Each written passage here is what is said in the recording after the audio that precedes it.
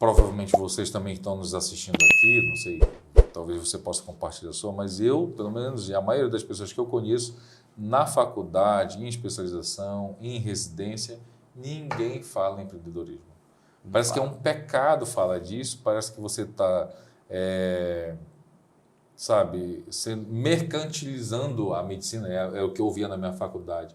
Hoje até eu me questiono muito sobre esse termo, porque assim, peraí, o pessoal fala assim, porque medicina não é um mercado, e de fato a gente está lidando com o sofrimento mais agudo das pessoas, né, com a esperança de vida das pessoas. Mas quando você monta um consultório, uma clínica, você tem clientes, seus pacientes. Você tem concorrentes que são outros serviços na sua cidade. Você tem uma secretária, você tem um aluguel, você tem impostos. Então, isso é um mercado. Só não é um mercado da maneira como as pessoas talvez fantasiam na cabeça do ponto de vista negativo, João Paulo. Tanto que quando eu dou aula sobre empreendedores, para às vezes até alunos de faculdade de medicina, eu digo assim, gente, olha, uma das coisas que eu aprendi na vida é o seguinte, e às vezes eu, até paciente que tem um nível de consciência maior, eu digo assim, olha, se um dia você fosse internar, hospital é igual avião. Existe um risco inerente ao próprio estar naquele local que você não estaria correndo se você estivesse fora daquele local, né? Então, eu me internaria hoje num hospital que tem lucro e não num hospital que tem prejuízo.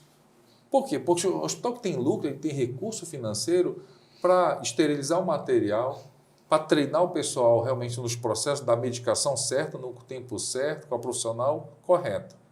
O pessoal está motivado, está com salário em dia, ninguém está ali reclamando, dizendo que não recebeu a folga, não recebeu o extra, está atrasado o salário, está vencido medicação, se esqueceu do horário da minha medicação, não esterilizado direito o material.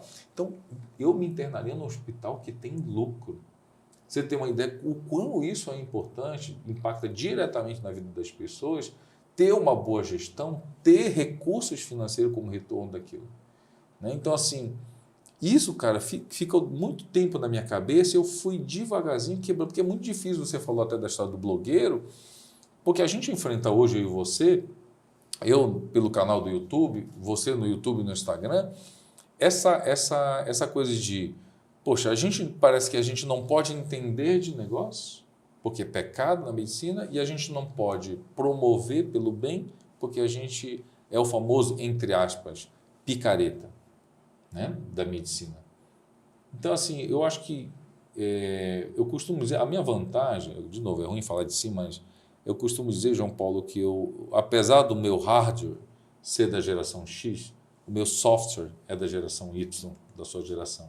Então, é isso que me fortaleceu a ir buscar conhecimentos e em cima da minha dor, tá? Porque quando eu comecei, olha, gente, e tenho compaixão com o que eu vou dizer, porque num Brasil onde se tem, né, tanta desigualdade social, mas a profissão de médico ainda é uma profissão que paga bem, a gente já seria bem remunerado sendo médico, mesmo que eu trabalhasse para os outros a minha vida inteira.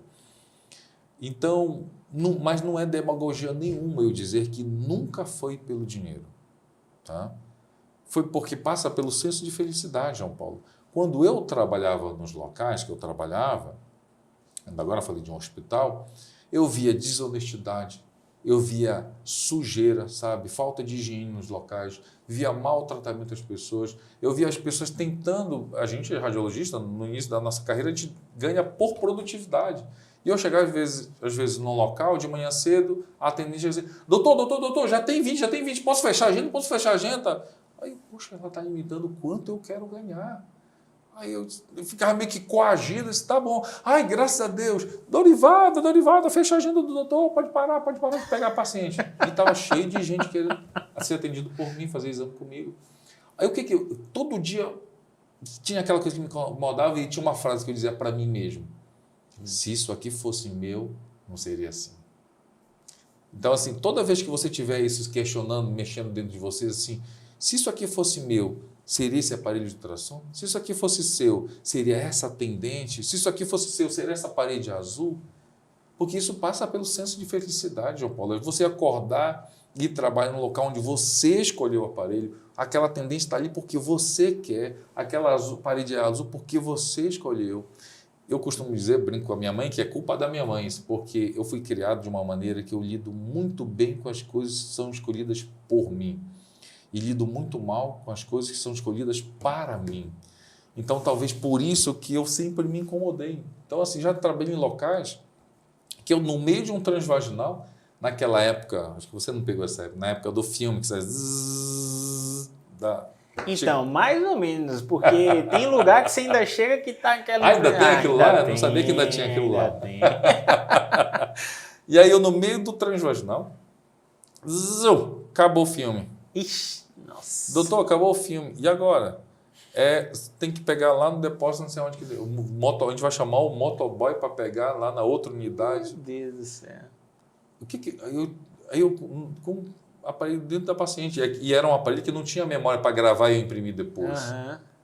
Um Logic 200, não tinha nem Doppler na época. Não existia, olha como eu sou antigo. E aí... Tá se entregando demais hoje.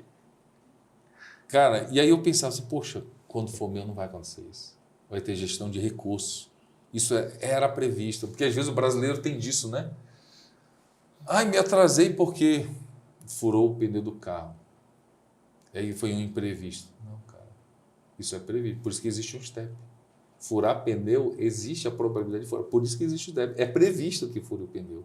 Então, assim, é previsto que vai acabar o filme.